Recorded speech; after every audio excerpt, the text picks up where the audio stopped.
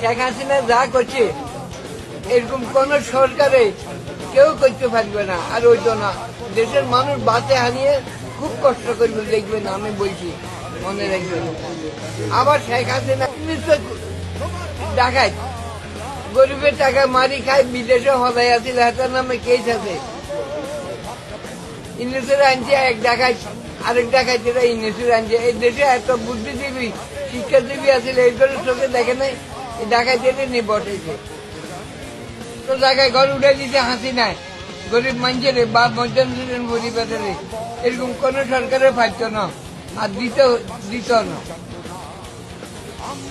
করি কিন্তু মানুষে আমার তুমি আমনি করেন তোর ধরবো, আমি মারিয়া লালি তো আমি শহীদ হব, বাসে দেখলে আমি গাদি।